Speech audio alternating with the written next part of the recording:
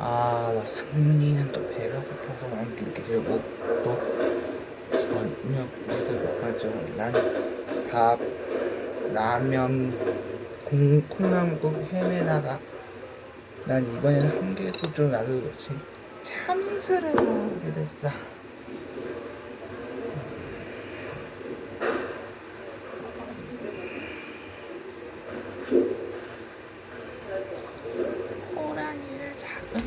호랑이를 잡은 바보.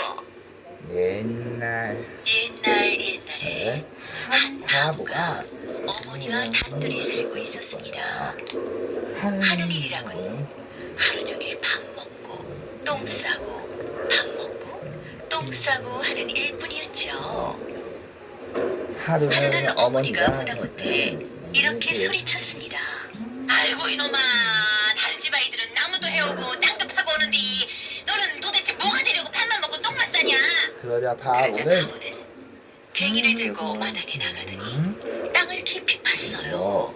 그리고는 구멍에다 푸드득 똥을 싸고 다시 흙을 덮더니 그 위에 깨를 한 섬 부었습니다.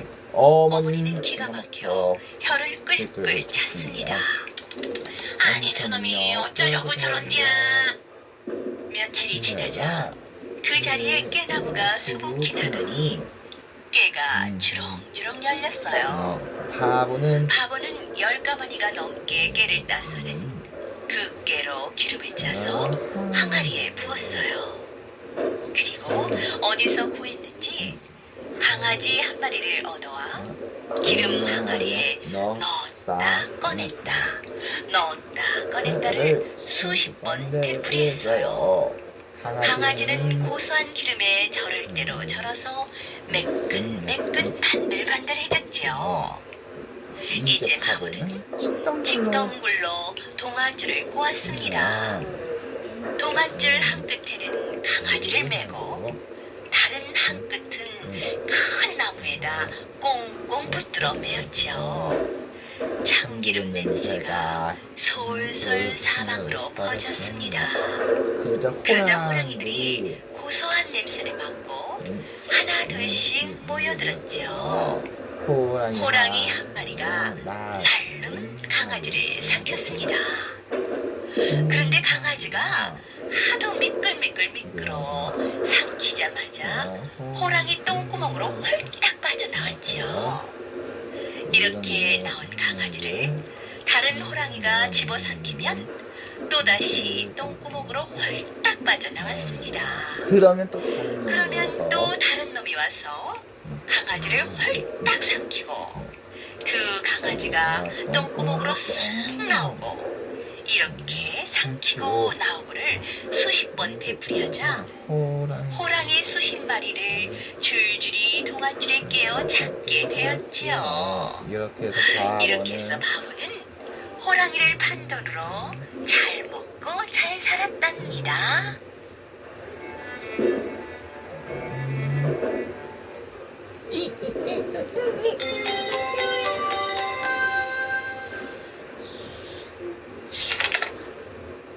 옛날, 아주 오랜 옛날 어떤 작은 왕국이 있었습니다. 그 왕국의 한 작은 마을에는 어려운 사람들을 열심히 도와주며 살아가는 한 부인이 있었어요. 그 부인에게는 총명하고 씩씩한 딸이 하나 있었는데 이 소녀는 인형놀이나 바느질놀이보다는 칼싸움이나 말 타는 것을 더 좋아했습니다. 소녀의 아버지도 그러한 딸을 자랑스럽게 여기고 사랑했습니다. 그러던 어느 날 마을의 일을 열심히 돌보시던 어머니가 그만 과로로 쓰러져 돌아가시고 말았습니다. 어머니는 돌아가시면서 딸에게 자신이 지니고 계시던 유리 구두를 남겨주셨습니다. 아버지와 딸은 그 구두를 안고 오랫동안 울었어요. 슬픔이 사그라질 무렵 새엄마가 들어왔습니다. 새엄마는 게으르고 거울 앞에서 모양만 냈어요. 또 다른 사람이 가진 물건은 다 갖고 싶어하는 아주 허영심이 많은 사람이었어요. 이 새엄마에게 이 새엄마에게는 딸이 둘이 있었는데 그중 첫째 언니는 성질이 매우 고약해서 자신이 해야 할 일도 할 필요가 없는 일도 일부러 만들어서 남에게 시키곤 했습니다. 그러나 둘째 언니는 소녀를 잘 돌봐주며 친하게 지냈습니다. 새엄마가 들어온 후 소녀의 생활은 하루 종일 땔감을 마련하고 우물에서 물을 깃고 아궁이의 질을 매일 치워야 했기 때문에 매우 고되고 힘들었습니다. 그래서 죄를 치우느라고 제투성이가 된 소녀를 새엄마 큰언니는 제투성이라는 뜻의 신데렐라라고 불렀습니다. 그러나 소녀는 힘든 생활 속에서도 항상 공부와 칼싸움은 게을리하지 않았어요. 힘이 들 때마다 신데렐라는 어머니께서 물려주신 유리구두를 쳐다보며 힘을 얻었기 때문입니다.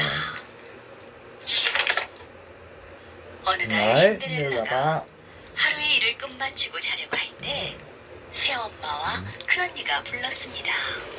그리고는 신데렐라, 며칠 후에 왕자님이 시찰차 마을에 오신다는데 파티에 걸고 나갈 목걸이를 사오너라 했습니다. 그러나 목걸이를 사려면 읍내까지 나가야만 하고 읍내로 가는 길은 매우 멀고 험한 길이었어요. 신데렐라는 이것을 알고 있었지만 새엄마가 시키는 일이라서 가야 한다고 생각했죠.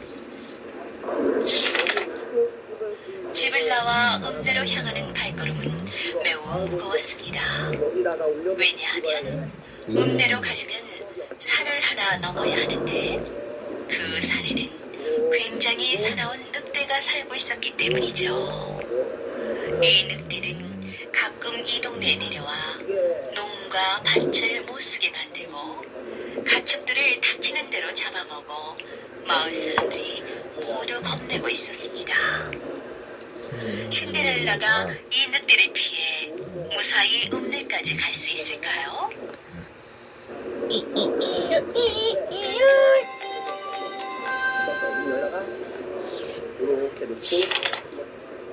신데렐라가 산 중턱에 다다랐을 때 그 사나운 늑대는 결국 나타나고야 말았습니다. 늑대는 금방이라도 달려든 듯이 신데렐라를 노려봤어요. 늑대의 눈은 무섭게 번쩍였습니다. 이때 신데렐라가 혼자 밤길을 가는 것이 걱정스러워서 멀리서 뒤따라오던 작은 언니는 이 광경을 보고 어쩔 줄 몰라하며 나무 뒤에 숨었습니다. 한편 신데렐라는 너무나 무서워서 꼼짝도 할 수가 없었습니다.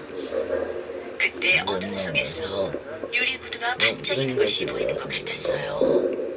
신데렐라는 자신을 덮치려는 늑대를 향하여 옆에 있는 돌을 집어 힘껏 던졌습니다. 큰 신음소리를 내며 늑대가 쓰러졌어요. 신데렐라는 정신없이 읍내를 향해 뛰기 시작했습니다. 캄캄한 산길은 신데렐라에게 너무나 무섭고 험했습니다. 금방이라도 늑대가 쫓아와 등 뒤에서 달려들 것만 같았어요. 그렇지만 읍내까지 무사히 도착해서 새엄마가 시킨 목걸이를 사서 집으로 돌아왔습니다. 영문을 모르는 새엄마 큰언니는 신데렐라가 늦게 왔다며 몹시 구박했어요. 하지만 이튿날 동네 사람들이 죽은 늑대를 발견하고 늑대를 죽인 용감한 사람이 누구인지를 알려고 했지만 아무도 아는 사람이 없었어요. 이때 작은 언니가 신데렐라가 사나운 늑대를 돌로 쳐서 죽였다고 아주 자랑스럽게 말했습니다. 그러자 모두들 놀라면서 신데렐라는 용감한 소녀라고 다들 칭찬했습니다. 왕자님이 오시기 며칠 전부터 마을은 왕자님을 맞이하기에 몹시 부산했습니다. 신데렐라의 집도 마찬가지로 준비에 바빴죠. 그러니야 새엄마는 신데렐라에게 심부름을 더 자주 시키면서 옷단장하기에 정신이 없었습니다. 새엄마는 큰언니가 왕자님에게 예쁘게 보여 왕궁에서 화려하게 살기를 원했죠.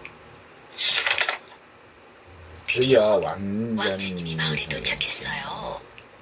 음악이 연주되는 가운데 마을 사람들은 왕자님을 좀 더 가까이서 보려고 서로 밀치며 앞으로 나가려고 했습니다.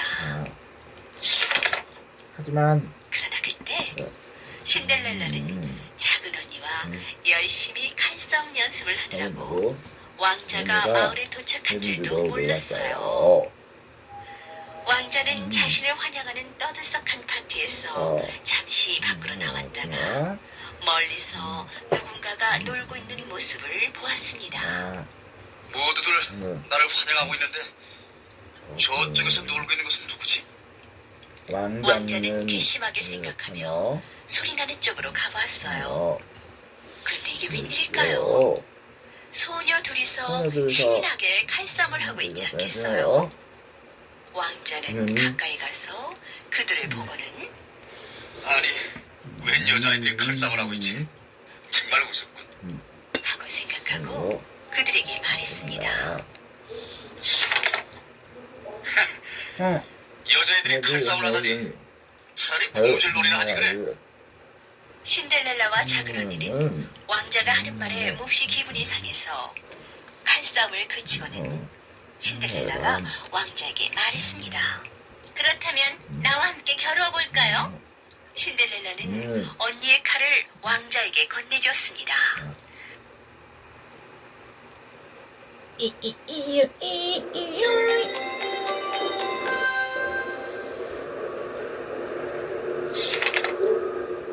나무로 만든 칼을 받아진 왕자는 너하고 칼싸움을 한댔자 내가 이길 것은 뻔하니 이 시합이 끝나면 다시는 이런 놀이를 하지 말아라. 보기가 흉하단 말이야. 자, 그럼 다치진 않게 조심해. 라고 말했습니다. 신데렐라는 그동안 어머니에게 배우고 언니와 익혔던 솜씨를 마음껏 발휘했습니다. 탁. 둘은 이쪽 저쪽으로 오가면서 서로의 솜씨를 겨루었어요. 둘 다 만만치 않은 상대였지만 점점 왕자가 밀리기 시작했습니다. 그러다가 신데렐라는 땀을 뻘뻘 흘리는 왕자의 칼을 보기 좋게 떨어뜨렸습니다. 신데렐라가 이긴 것이에요. 왕자는 부끄럽기도 했지만 신데렐라의 훌륭한 솜씨에 감탄하고 아까 비웃었던 말에 대해 사과를 했습니다.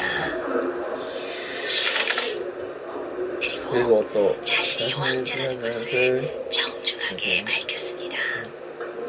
그 말을 듣고 신데렐라와 작은 언니는 버릇없이 군 것을 사과하고 셋은 근처의 풀밭에 앉아 재밌는 이야기를 주고받았죠. 이때 신데렐라는 마을에 병들고 가난한 사람들 이야기를 하면서 그들을 도와달라고 부탁했습니다. 왕자는 신데렐라의 착한 마음에 다시 한번 감탄하면서 기꺼이 그렇게 하겠다고 말했습니다. 그 후부터 왕자는 가끔 마을에 내려오기도 하고 신데렐라를 왕궁에 초대하기도 하고 사람들이 사는 모습을 돌아보고 고칠 점을 듣기도 하면서 친하게 지냈습니다. 이 사실을 안 새엄마 큰언니는 신데렐라를 시기하다가 어느 날 큰언니는 왕자를 만나고 돌아온 신데렐라 앞에서 신데렐라가 가장 소중히 여기는 유리 구두를 깨어버렸어요. 이것을 안 아버지는 더 이상 참을 수가 없어서 그들을 내쫓기로 했습니다. 신데렐라는 유리 구두가 없어진 것이 몹시 슬프기는 했지만 갈 곳이 없어 거리로 나가게 될 새엄마와 큰언니가 불쌍했습니다. 그래서 아버지에게 그들을 계속 있게 해달라고 부탁했죠. 새엄마와 큰언니는 이 사실을 알고 신데렐라에게 잘못을 빌었습니다. 이제 신데렐라의 집에는 웃음꽃이 질 날이 없게 되었죠. 행복한 신데렐라는 더욱 열심히 공부하고 남을 도와주며 왕자도 오랫동안 서로 도와주는 오랜 친구 사이로 지냈답니다.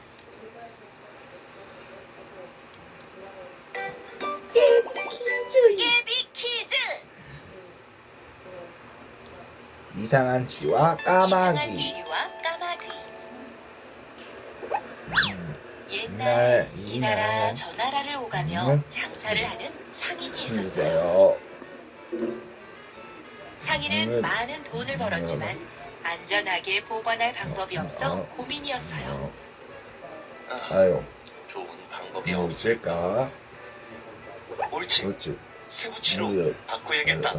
세부치라면 물에 타지도 않을 거고 도둑들이 쉽게 훔쳐가지도 못할 테니 말이야.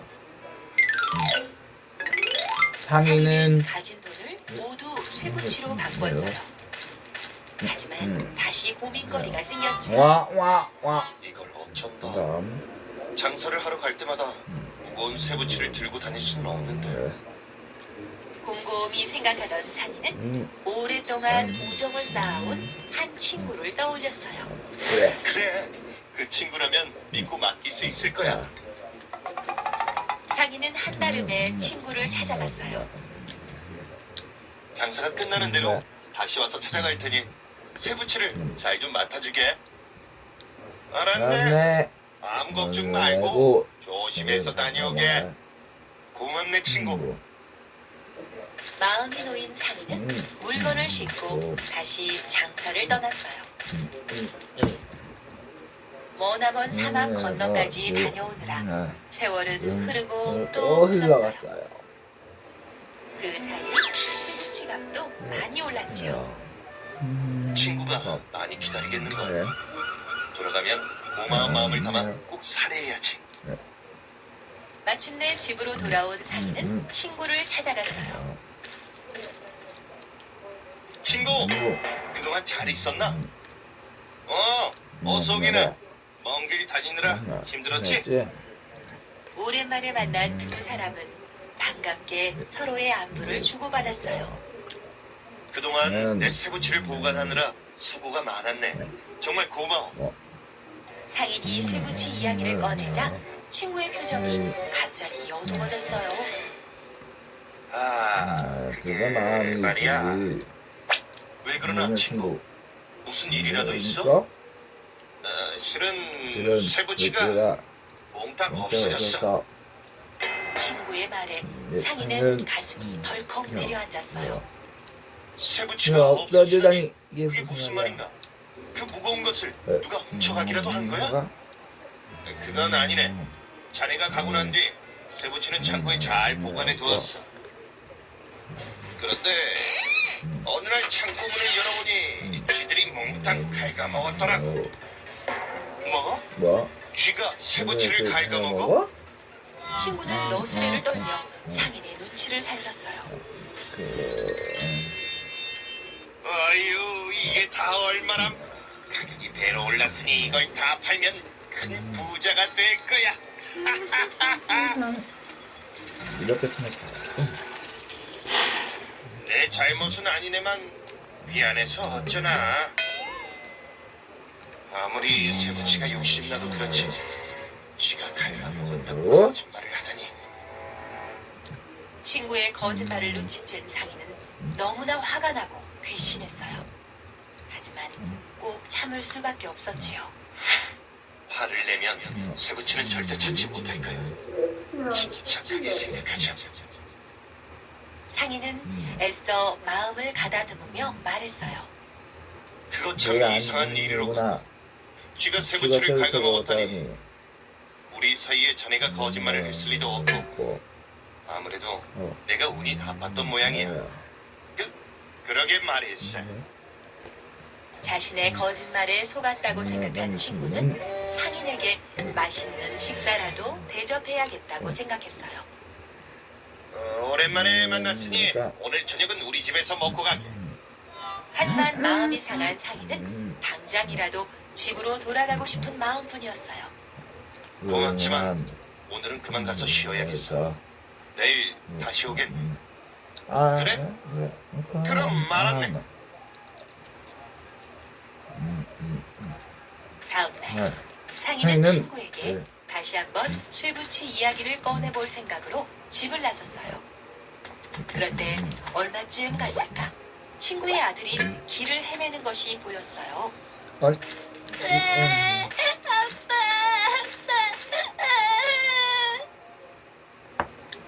잠깐 끝인 줄 알았.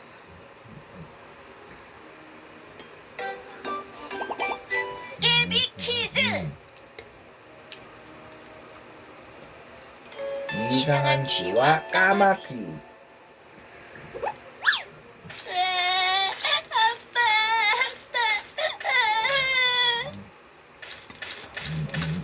아이고 얘야, 얘야. 왜 여기서 울고 있니? 야호, 슝슝.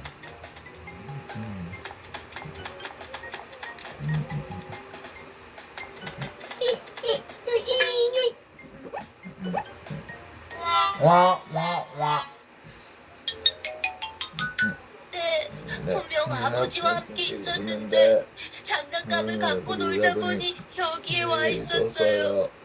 아버지는 보이지도 않았고요. 그랬구나. 아, 우선 진정하고 여기 좀 앉으렴.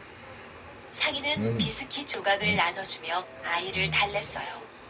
그래. 아저씨가 야. 아버지를 데려올 테니 여기 꼼짝 말고 있어야 한다. 네, 감사합니다. 상인은 곧장 하이는 곳장 친구의 집으로 달려갔어요. 다녀갔어요. 애가 대체 어디로 간 걸까요? 아이를 어쩌면 좋아요. 좋아요. 아니나 다를까 친구의 집은 발칵 뒤집혀 그래서 정신이 하나도 없었어요. 없었어요. 아이고. 아이고 뜨이. 상인은 애써 모른 척하며 조심스럽게 친구에게 다가갔어요. 이보게, 그래. 무슨 일인가? 자네로군. 미안하지만 오늘 약속은 못 지키겠어. 아들을 잃어버렸다네. 아유, 그거 참 큰일이군. 나왔네. 혹시 푸른 셔츠에 조끼를 입지 않았나? 뭔가? 아래는 검은 바지를 입었고 말이야. 오, 맞네. 자네, 그 아이를 본 거야? 대체 어디서 봤나? 응? 제발 말해주게. 친구는 금방이라도 올 듯한 친구는, 표정이 되어 간청했어요. 내가 자네 집으로 오는 길이었지. 웬 까마귀 한 마리가 아이를 입에 물고 날아가지 뭔가. 그게 자네 아들인 줄 알았으면 따라갔을 텐데 말이야. 뭐? 뭐야? 자네 지금 날 놀리는 건가? 까마귀가 아이를 물어가다니 어떻게 그럴 수가 있어? 말도 안 되는 소리 하려거든. 어서 돌아가게. 그러자 상인이 이해할 수 없다는 표정으로 말했어요. 그래. 말이 안 되다니. 쥐가 천근의 세부치도 먹어치우는 세상인데 까마귀가 아이를 물고 간다고 이상할 게 뭐가 있겠나? 안 그런가? 뭐라고? 상인의 말에 네. 친구는 친구는- 아무 말도 할 수가 없었어요. 이보게 친구, 내가 잘못했네. 세부치 가격이 너무 오르다 보니 잠시 정신이 나갔었나 봐. 세부치는 당장 돌려줄 테니 제발 내 아들이 있는 곳을 알려주게. 그래, 알겠어. 따라오게. 친구가 진심으로 네, 사과하자 상인의 마음도 어느새 누그러졌어요. 두 사람은 다시 예전처럼 지내기로 했지요. 친구, 친구. 아들을 찾아줘서 고맙네. 많이 들게나. 고맙네. 자네도 많이 먹어. 그리고 그날 이후 더 깊은 우정을 나누며 행복하게 하게 살았답니다.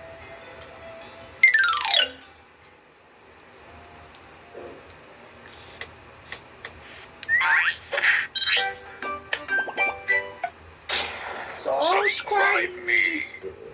어린 솔로몬의 네, 지혜. 지혜. 옛날 다윗이라는 왕이 이스라엘을 다스릴 때의 일이에요. 어느 날 키 큰 남자와 키 작은 남자가 함께 소풍을 갔어요. 야, 날씨 한번 줘, 벤. 그러게 말이야. 오랜만에 소풍을 나오니 정말 좋아. 남자들은 나무 아래 앉아 점심을 먹었어요. 평지가 좋아서 그런지 삶은 달걀이 평소보다 더 맛있네. 정말? 아주 그냥 꿀맛이야. 그럼 그 달걀 2개만 구워줘. 나중에 꼭 갚을게. 구워달라고? 달걀을 갚을 때 열매도 함께 갚아준다면 구워줄게. 달걀? 열매? 좋아. 약속할게. 열매도 꼭 갚아줄게. 두 남자는 맛있게 점심을 먹고 날이 어두워지자 집으로 돌아갔어요. 키 큰 남자는 달걀 갚는 것을 새카맣게 잊어버리고 말았어요. 그렇게 5년이 지났답니다. 키 작은 참. 내 정신 좀 봐. 그때 달걀을 구웠었지. 키 큰 남자는 키 작은 남자에게 달걀을 갚으러 갔어요. 하지만 키 작은 남자는 달걀을 받으려고 하지 않았어요. 네가 달걀을 갚을 때 네. 열매도 함께 갚겠다고 했잖아. 약속을 지켜. 뭐라고? 안 받을 거면 안 키 작은 남자는 다윗 왕에게 달려가 그동안의 이야기를 했어요. 다윗 왕은 키 큰 남자를 불러 말했어요. 자네. 너는 어째서 그래서 5년 전에 한 약속을 지키지 않는 것이냐? 그때 달걀을 암탉이 굶게 했다면 지금쯤 달걀은 1000개 정도 되었을 것이다. 열흘 안으로 1000개의 달걀을 갚도록 해라. 그러지 않으면 감옥에 굴 것이다. 예? 아이고, 난 이제 큰일 났네. 도대체 달걀 1000개를 무슨 수로 갚는단 말이야? 근데 길에서 놀고 있는 아이들 중 한 아이가 키 큰 남자에게 다가와 물었어요. 아저씨, 무슨 일인데 그러세요?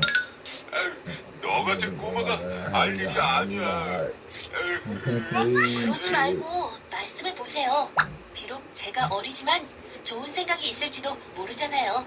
키 큰 남자는 마지못해 그동안의 일을 이야기했어요. 그게 말이지. 빙그레 웃으며 말했어요. 그 아저씨, 제게 좋은 수가 있어요. 며칠 뒤 다윗 왕이 전쟁에 나가게 되었어요. 왕을 모시고 가던 군사들은 길에서 키 큰 남자를 만났어요. 남자는 무언가를 열심히 심고 있었어요. 아니, 도대체 무엇을 그렇게 열심히 심고 있는 것이오? 삶은 콩을 심고 있습니다. 삶은 콩이요? 이 사람 좀 봐. 삶은 콩을 심고 있대. 아이, 정말 웃기는구나. 정신이 나간 거 아니야? 정신이 나가다니요. 다윗 왕께서 말씀하신 대로 삶은 달걀이 병아리가 된다면 이 삶은 콩도 싹이 틀게 아니오. 키 큰 남자의 이야기는 다윗 왕에게 전해졌어요. 네 말대로 삶은 달걀에선 병아리가 나오지 않는다. 나는 달걀을 2개만 갚아도 좋다. 그런데 누가 네게 그런 방법을 가르쳐 주었느냐? 제가 생각해낸 것입니다. 벌하지 않을 테니 사실대로 말하거라. 그것이 길에서 놀던 남자아이가 여봐라, 솔로몬을 데려오너라. 아버님, 무슨 일이십니까?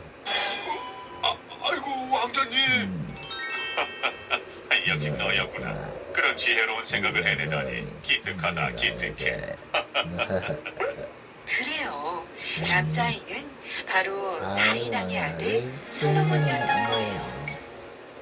솔로몬은 아주 지혜롭고 현명한 왕이 되어 백성들에게 많은 존경을 받았답니다.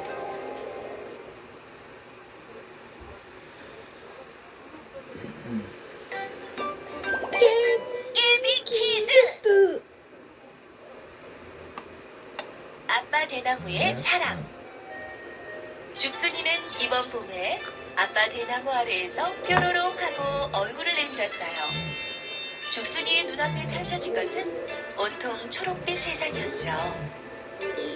하늘 높이 쭉쭉 뻗은 대나무들은 바람을 따라 이리저리 몸을 흔들며 노래를 하고 있었습니다.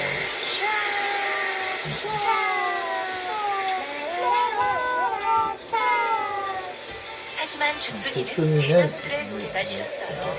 자신이 대나무란 것도 너무 싫었죠. 이게 뭐야? 한 발짝도 못 움직이고 다른 대나무들 때문에 햇빛도 마음대로 못 받잖아. 차라리 예쁜 새로 태어났으면 좋았을걸. 그럼 이곳저곳을 구경할 수 있었을 텐데. 왜 난? 죽순아, 아빠는 네가 태어나줘서 너무 기쁜데 그런 말을 들으니 마음이 너무 아프구나. 싫어요. 죽순아, 죽순이는 죽순이 쑥쑥 쑥쑥. 자랐어요.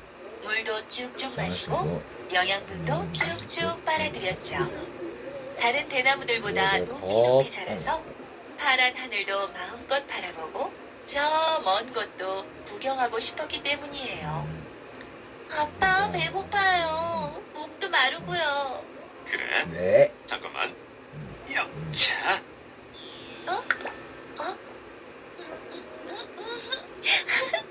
맛있다. 죽순이가 쑥쑥 자랄수록 아빠는 점점 시들어갔어요. 죽순이가 푸른 초록빛을 띨수록 아빠는 점점 누런빛이 되어갔어요. 비바람이 몰아치는 어느 날이었어요. 대나무들은 이리저리 정신없이 휘청거렸죠. 아빠, 무서워요. 자, 괜찮아, 죽순아. 몸을 웅크리고 가만히 있으렴. 내가 새였다면 안전한 동굴 속에 가만히 숨어 있을 텐데. 대나무는 싫다고요. 죽순아, 아빠 대나무는 어느새 죽순이는 아빠만큼 자라났어요. 야호! 조금 있으면 저 넓은 세상을 마음껏 볼 수 있겠지? 아빠, 왜 그래요? 어디 아파요? 아니야. 내 아빠는 괜찮단다. 케이크. 아빠! 죽순이는 대나무 숲에서 제일 키가 큰 대나무가 되었어요. 상쾌한 바람,